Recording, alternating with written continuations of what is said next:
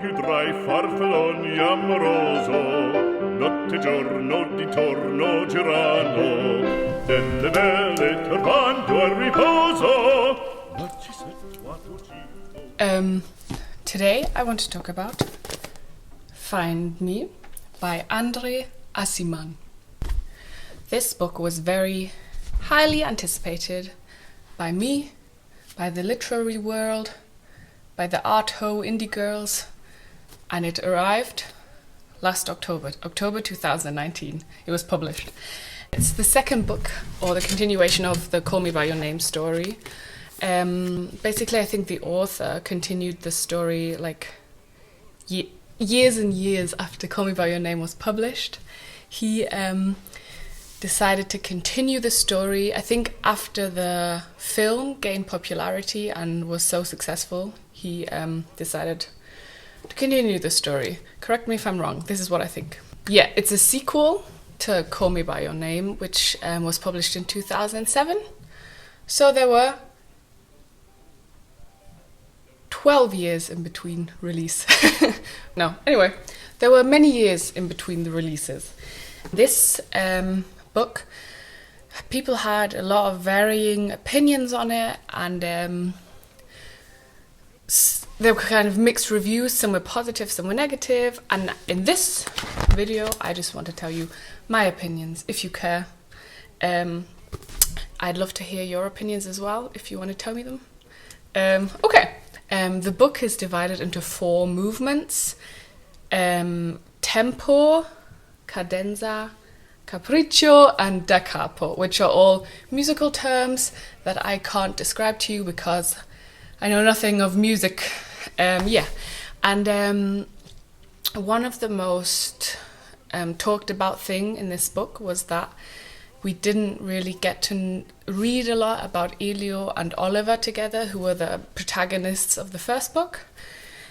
The first half of Find Me is all about Elio's father, and I'll tell you more about what happens in his part later. And the second part, Cadenza, is about Elio living in Paris and him starting a relationship with an older man, which I will talk about later. And then the third part is Capriccio, don't know if that's offensive, probably is. Capriccio, which is about Oliver, I think 20 years after the summer in Call Me By Your Name.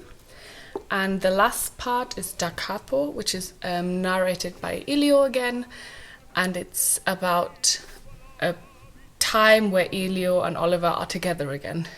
But this part is only 11 pages long, and that's where people got upset. So first, I want to talk about my experience with this book. My experience. Oh yeah, I put this thing on to be more like the characters in Call Me By Your Name.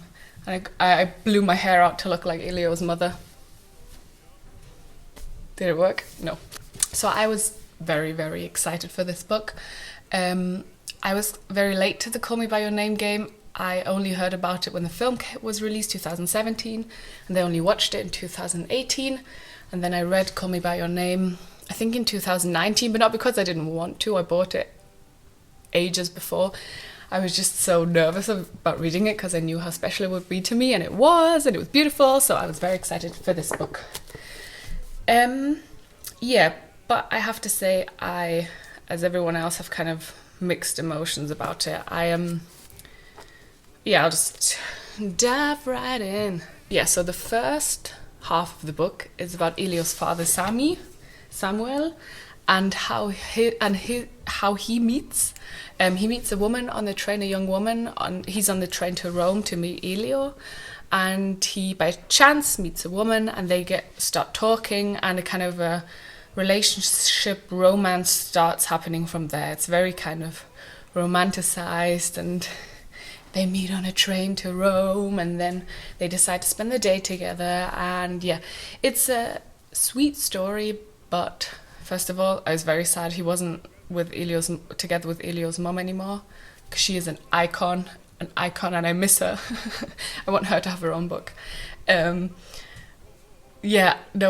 kind of, I don't know, I found it very strange, because one of the issues I or not issues, but I just wonder why André Aciman always decides to make the relationships about a younger person with a much older person, which I think is fine. Everyone can do what they want, love who you love, baby, but why is every relationship like that? Like every single Elio and Oliver, Sammy with the woman he meets on the train, whose name I forgot.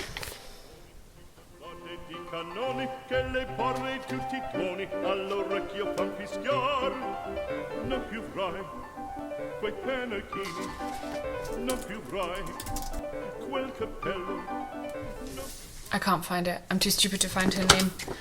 I bet it's on page 1.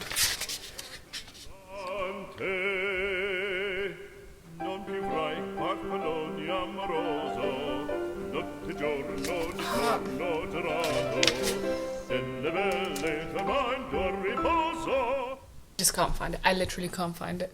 Okay. Anyway, what was I saying? Yeah, so Elio and Oliver, big age gap. Elio's father Samuel and the girl, a woman he meets on the train, big age gap. And then in Elio's part, he meets a man at a church where he meets Michel. I guess he's French. Michel. Michael. And he's a lot older than Elio. And I just wonder why every single relationship in these books has to have such a big age gap. I just wonder why. I think maybe André Aciman is talking from his own experience. Maybe he's had relationships like this, which I think is very cool, very fine, but maybe shows some different relationships, like different age groups. Like, why couldn't Samuel find a woman who's his age?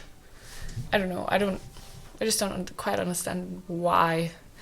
And it's somehow, it kind of, in reading Samuel's part, kind of freaked me out because of the big age gap, which I think is like a problem on my side, that I reacted so sensitively towards it. But I just don't quite know why it's so necessary to have every single relationship have such a big age gap. The second part is about Elio's life in Paris, where he, by chance, again, meets an older man called Michel, and they get to know each other. And it's kind of the same story as the first half of the book, where they start spending time together. There's like a chance meet cute, and then they spend the day together and start to fall in love. But, well, I'm not going to say more, but I think Oliver is always on Elio's mind, and that kind of influences the relationship. I thought that was kind of sweet, and I was happy to be back in Elio's narrative more than Samuel's narrative, just because it was like the old Call Me By Your Name feeling. The third part, Capriccio, is about Oliver, and it's 20 years after the summer in North Italy, where Call Me By Your Name is set. And here we follow Oliver having a house party in his flat with his wife, and where he's kind of is fallen in love with two younger people again, or maybe not younger people, just a man and a woman he's kind of, who have been in his life for a bit and who he kind of feels attracted to.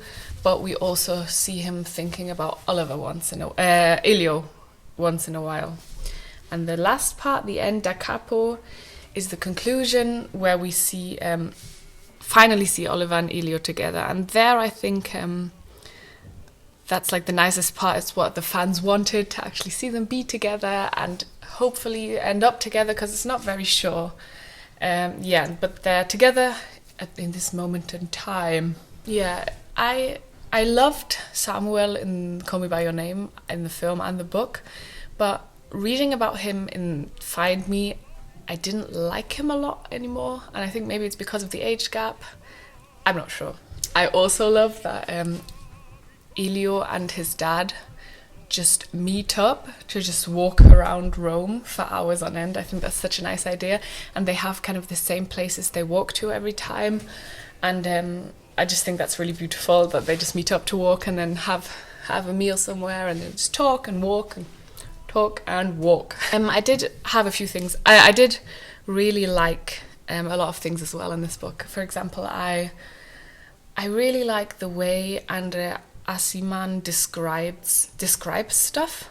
Like the way he looks at the world is so like detailed and beautiful, and just he has such a focus on little things. Like even when Samuel's new girlfriend, whose name I don't know, even when she washes her hands, it's like in so much detail. It's beautiful. Or for example, I have a part where you can see the detail very nicely indeed.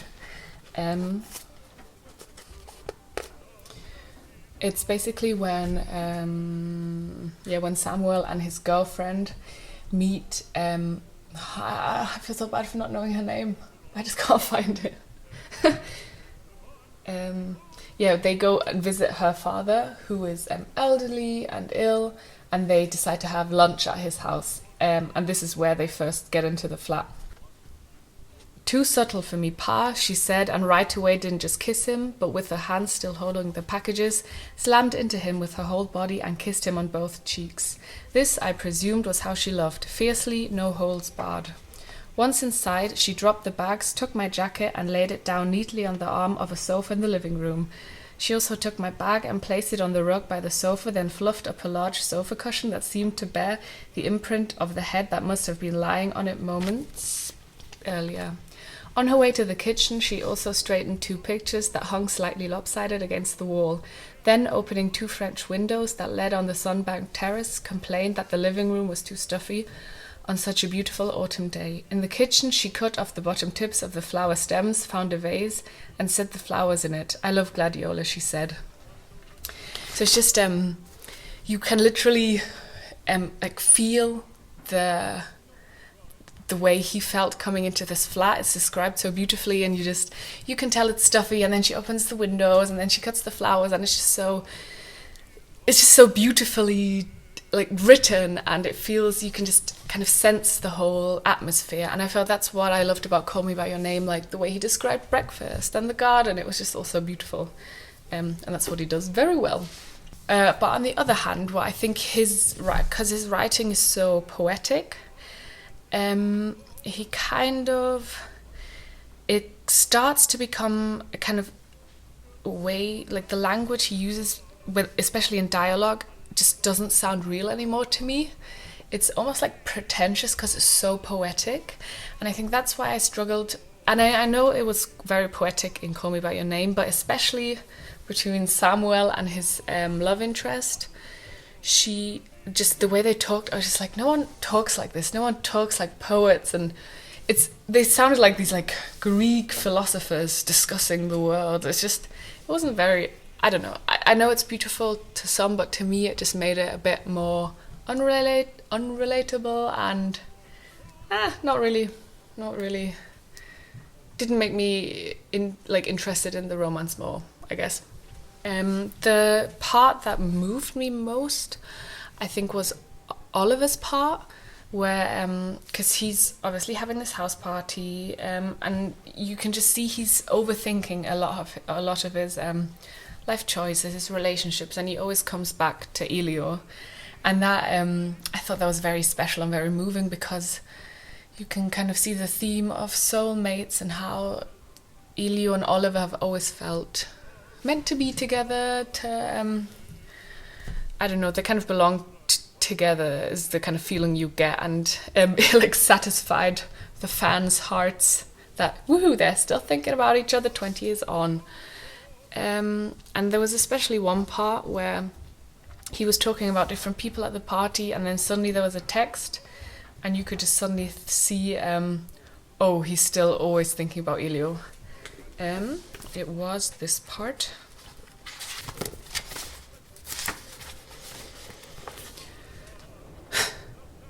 The thought thrills me, and the music thrills me, and the young man at the piano thrills me. I want to break our silence. You've always spoken first. Say something to me. It's almost 3 a.m. where you are. It's almost 3 a.m. where you are. What are you doing? Are you alone? 2 words from you and everyone's reduced to a stand-in, including me. My life, my work, my home, my friends, my wife, my boys, Greek fire and Greek triremes. And this little romance with Mr. Paul and Miss Erica, everything becomes a screen until life itself turns into a diversion. And all there is you. All I think of is you. Are you thinking of me tonight? Did I wake you? He doesn't answer. Oof, that hurt my heart. I remember being on the train and almost crying reading that. He still misses Elio. Yeah, so these were my jumbled thoughts on Find Me. I didn't love it. I didn't hate it. I thought it was very well done, and I can see that it means a lot to a lot of people. And I still thought it was very special, and I was happy that we were allowed to revisit the world, the characters, but I wish we would have had more Elio and Oliver, even though I love the dad. It was too much of the dad. Okay, I would love to hear your opinions. Please tell me what you thought. If you felt the same, what you were expecting, how did you feel after reading this book? Did it meet your expectations? Were you disappointed? Please tell me. Goodbye. Thanks for watching.